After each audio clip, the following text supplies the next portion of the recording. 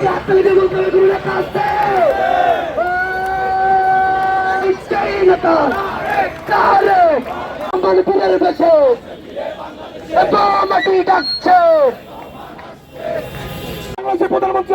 আসছে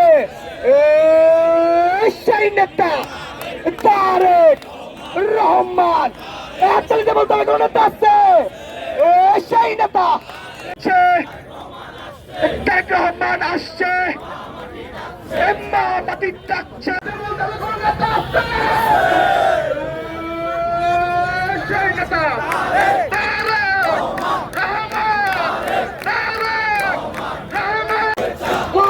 শুভেচ্ছা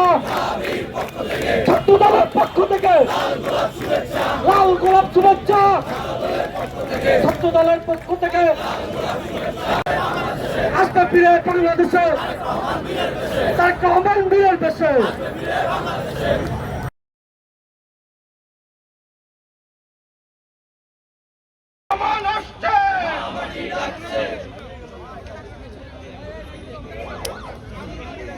আসছে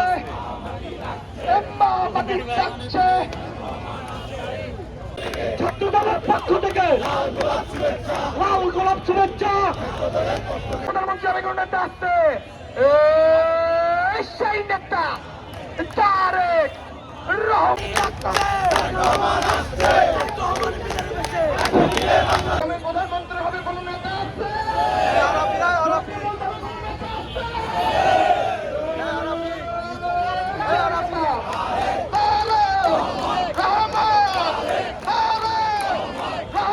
বক্তব্যের শুরুতেই আমি শ্রদ্ধা ভরে স্মরণ করছি মহান স্বাধীনতার ঘোষক বহুদলীয় গণতন্ত্রের প্রবর্তক আধুনিক বাংলাদেশের স্থপতি শহীদ রাষ্ট্রপতি জিয়াউর রহমানকে, যিনি এদেশের ধর্ম বর্ণ গোত্র নির্বিশেষে সবাইকে এক প্ল্যাটফর্মে দাঁড় করিয়ে বাংলাদেশি জাতীয়তাবাদের মহান আদর্শ রচনা করে বাংলাদেশ জাতীয়তাবাদী দল বিএনপি গঠন করেছিল। সেই দলটি গঠন করে তার স্বল্পকালের শাসনামলে অর্থাৎ 3.5 বছরে তিনি বাংলাদেশকে একটি আধুনিক বাংলাদেশের ছোঁয়া লাগিয়েছিলেন, যার স্থায়িত্ব ক্ষুণ্ণ রাখার চেষ্টা করেছেন আমাদের মা মাটি ও মানুষের নেত্রী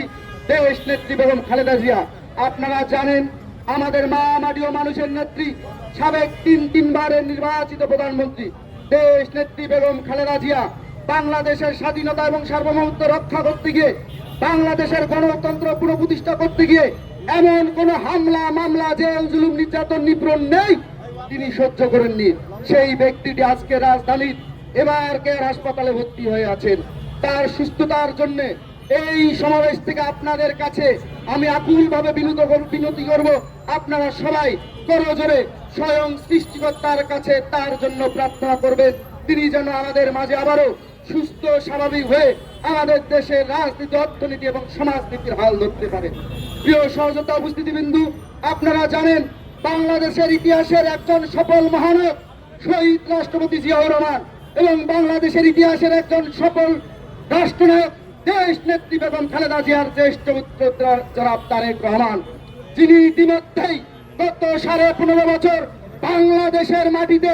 বাংলাদেশের স্বাধীনতায় বাংলাদেশের গণতন্ত্রে যে ফ্যাসিবাদের বিষ দাঁত রোপিত হয়েছিল সেই বিষ দাঁত রোপিত উপরে ফেলার জন্য সুদূর প্রবাসে বসে একের পর এক বাংলাদেশ জাতীয়তাবাদী দল বিএনপি সহ এর অঙ্গ সহযোগী সংগঠন এবং সারা দেশে আপামর কৃষক শ্রমিক জনতাকে দিক নির্দেশনা দিয়ে তিনি তার কর্মতৎপরতা দেখিয়ে ফ্যাসিস্ট হাসিনা ওয়াদেরকে 5 আগস্টের সেই সৈন্যজ্জ্বল অধ্যায় রক্ষা করেছিল, অর্জিত হয়েছিল। প্রিয় সহযোদ্ধা বন্ধুগণ, সেই আমাদের হৃদয়ের স্পন্দন, আমাদের প্রাণ,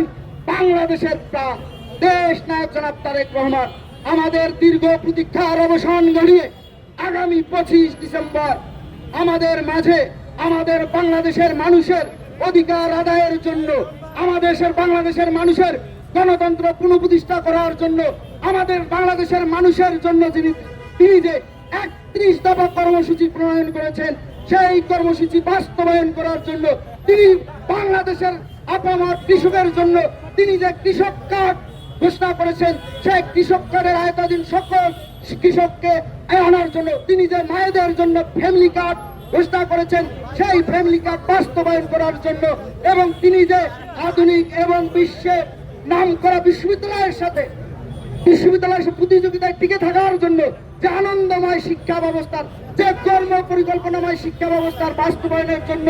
ইতিমধ্যেই পরিকল্পনা কর্মসূচি ঘোষণা করেছেন, সেই কর্মসূচি বাস্তবায়নের জন্য তিনি আমাদের অধীর আগ্রহের প্রতীক্ষার অবসান ঘটিয়ে 25 ডিসেম্বর বাংলাদেশের মাটিতে অবতরণ করবেন। প্রিয় সহযোদ্ধা বন্ধুগণ, আজকে আমি আর কারো সমালোচনা করব না। আপনারা জানেন 5 আগস্ট পরবর্তী সময়ে আমরা যে বাংলাদেশ স্বপ্ন দেখে, আমরা যে বাংলাদেশ বিনির্মাণের জন্য ফ্যাসিস্ট হাসিনা আওয়াজের সময়কে আমরা আমাদের জীবন যৌবন সব বিসর্জন দিয়ে যে জুলুম, হামলা, মামলা, নির্যাতন সহ্য করে আমরা একের পর এক ফেসিবাদের বিষ দাঁত উপরে ফেলেছি। আমরা 5 আগস্ট পরবর্তী সময়ে যে বাংলাদেশ স্বপ্ন দেখেছিলাম, সে বাংলাদেশ বিনির্মাণ করতে হলে আমাদের এখানে ঢাকা বিশ্ববিদ্যালয় বাংলাদেশের সর্বোচ্চ বিদ্যাপীঠ, ঢাকা বিশ্ববিদ্যালয়ের সকল ছাত্র দলের সকল ভাই এবং বোনদের আমি আকুলভাবে নিবেদন করব, আবেদন করব, দেশ নায়ক জনাব তারেক রহমানের 31 দফা কর্মসূচি বাস্তবায়ন করার জন্য। দেশ নায়ক জনাব তারেক রহমান যেহেতু তিনি বাংলাদেশ জাতীয়তাবাদী ছাত্র দলের সাংগঠনিক অভিভাবক, তার যে কল্প পরিকল্পনা, তার যে কর্ম পরিকল্পনা, তার যে দিক নির্দেশনা, আমরা তা অক্ষরে অক্ষরে পালন করে বাংলাদেশকে একটি বিশ্বের বুকে ন্যায়ের, সাম্যের এবং মানবিক মর্যাদা সম্পূর্ণ বাংলাদেশ হিসেবে গড়ে রাখার প্রত্যয় করে আমি আমার সংক্ষিপ্ত বক্তব্য শেষ করছি। বাংলাদেশ জিন্দাবাদ। শহীদ রাষ্ট্রপতি জিয়াউর রহমান অমর।